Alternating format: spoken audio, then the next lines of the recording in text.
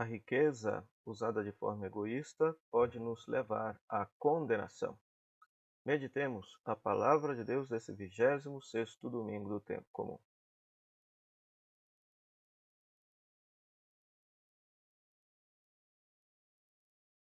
Olá, querido irmão, querida irmã. Sou Padre Frei Inácio José, pároco da paróquia de Nossa Senhora das Mercês, Arquidiocese de Belo Horizonte.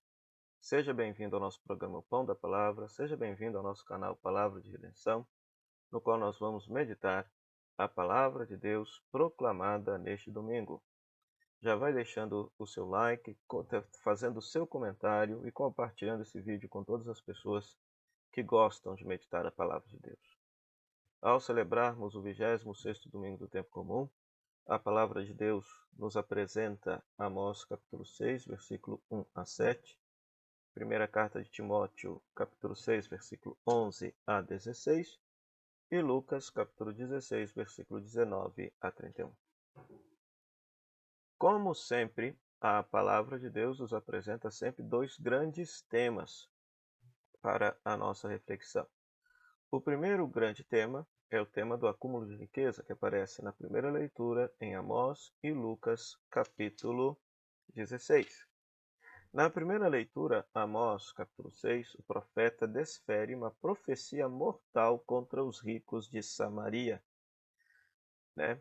Se você ler a leitura, você vai perceber que os ricos estão vivendo uma vida absolutamente luxuosa, totalmente despreocupada com os pobres. E se você se recorda do domingo passado, Amós acusa esses ricos de serem ricos pelo fato justamente de explorarem os pobres, pois agora o profeta desfere uma profecia mortal para com eles, dizendo que eles agora haveriam de ser exilados lá para a Síria. Esse seria o castigo que eles teriam pelo fato de se enriquecerem à custa da exploração dos pobres. Ora, o Evangelho de Lucas, capítulo 16, traz uma cena paralela a essa. Se trata de uma parábola que Jesus está contando para os fariseus. É uma parábola única e exclusiva do Evangelho de Lucas, portanto, retrata um problema único e exclusivo na igreja de Lucas. E em vídeos anteriores eu já disse para você, mas é bom repetir, Ou seja, a comunidade de Lucas, a igreja de Lucas, padecia um terrível problema de forte desigualdade social. Havia gente muito rica e gente muito pobre. E Lucas escreve o seu evangelho tentando corrigir esta situação. E aqui está mais um texto que combate o acúmulo de riqueza. A parábola é amplamente conhecida, ou seja, nós temos um rico, um milionário que fazia festas todos os dias, dava grandes banquetes, e tinha um pobre miserável chamado Lázaro na porta dele, que ele não dava nem as migalhas daquilo que sobrava da festa. Ora, quando os dois morrem, Lázaro vai, vamos dizer assim, para o paraíso, vai para junto dos seus antepassados, ao passo que o rico vai para a Geena, vai para a mansão dos mortos, padecer sofrimentos. Então é muito interessante isso. Por quê? Porque depois, quando o rico pede a intercessão de Abraão para que ele possa voltar para mudar o comportamento dos seus familiares que vivem na mesma luxuosidade, Abraão vai dizer que eles têm a lei e os profetas, ou seja, eles têm a Bíblia, e mesmo que alguém volte dos mortos, ou seja, Cristo, eles não haveriam de mudar o comportamento. Então, é fabuloso isso aí.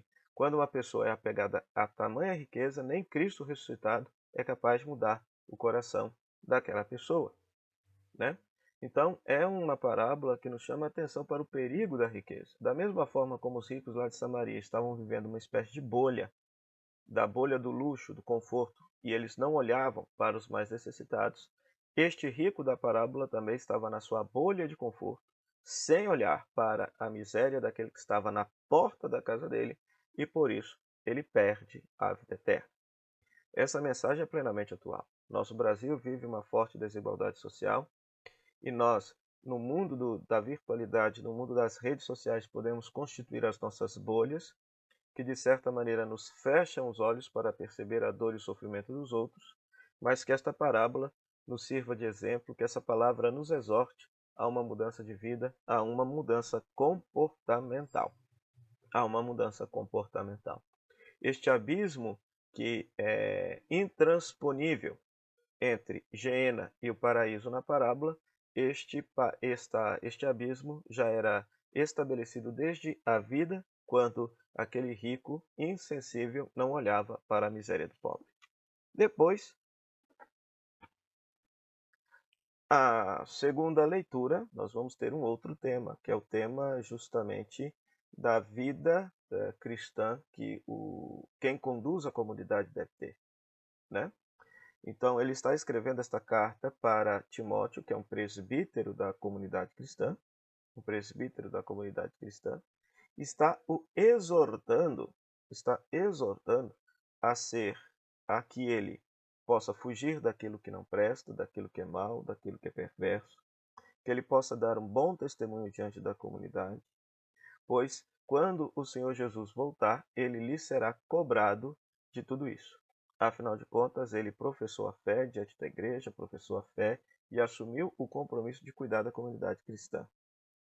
Então, nesse sentido, queridos irmãos, queridas irmãs, a segunda leitura nos inspira novamente a rezar pelo clero, pelos padres, diáconos e bispos, para que possam verdadeiramente viver as virtudes cristãs, não se apegarem ao poder, não se apegarem à riqueza, e verdadeiramente viverem o seu ministério, a sua vocação de serviço ao povo de Deus, na simplicidade, na austeridade, no testemunho coerente do Evangelho, como tanto tem nos ensinado o Santo Padre o Papa Francisco, que eles possam ter o cheiro das ovelhas, né? Possam ter o cheiro das ovelhas, né? Ou seja, pastor com cheiro de ovelha, escutando as dores e os sofrimentos das pessoas, sobretudo dos mais pobres, sobretudo dos mais necessitados. Nesse sentido, nesse dia consagrado ao Senhor, peçamos ao Senhor, portanto, que abençoe todos os padres, diáconos e bispos, para que possam ser bons pastores vivendo as virtudes cristãs, e coloquemos também essa terrível situação de desigualdade social pela qual o nosso país padece, né? A palavra de Deus hoje é absolutamente clara, quando as pessoas ficam apegadas às suas riquezas a tal ponto de serem insensíveis à dor e à miséria do próximo, não sabendo compartilhar aquilo que tem para amenizar e dar dignidade para a vida dos mais sofridos, isso trará terríveis consequências para nós. Isso trará terríveis consequências para as pessoas. Da mesma forma que lá na primeira leitura os ricos de Samaria padeceram o exílio, o rico da parábola padeceu o inferno. Foi exilado da presença de Deus, né? Que Deus nos livre dessa desgraça, que Deus verdadeiramente possa ser o centro absoluto de nossa vida e que a partir de Deus a gente possa administrar e usar os bens deste mundo. Para isso, queridos irmãos e irmãs, rezemos. Oremos. Ó Deus, que mostrais vosso poder sobretudo no perdão e na misericórdia, derramai sempre em nós a vossa graça, para que, caminhando ao encontro de vossas promessas, alcancemos os bens que nos reservais. Por nosso Senhor Jesus Cristo, vosso Filho, na unidade do Espírito Santo. Amém. O Senhor esteja convosco, Ele está no meio de nós. Que a bênção de Deus Todo-Poderoso, Ele que é Pai, Filho e Espírito Santo, desça sobre vós, permaneça para sempre. Amém. Gostou desse conteúdo? Então dê a sua curtida, teça o seu comentário, compartilhe com os seus amigos. Se você não é inscrito nesse canal, seja inscrito nesse canal, pois todos os dias nós estaremos trazendo conteúdo bíblico, de estudo bíblico e aos finais de semana a meditação da Palavra de Deus, a homilia dominical. Que Deus te abençoe hoje e sempre e até o próximo programa, o Pão da Palavra, se Deus quiser. Tchau, tchau.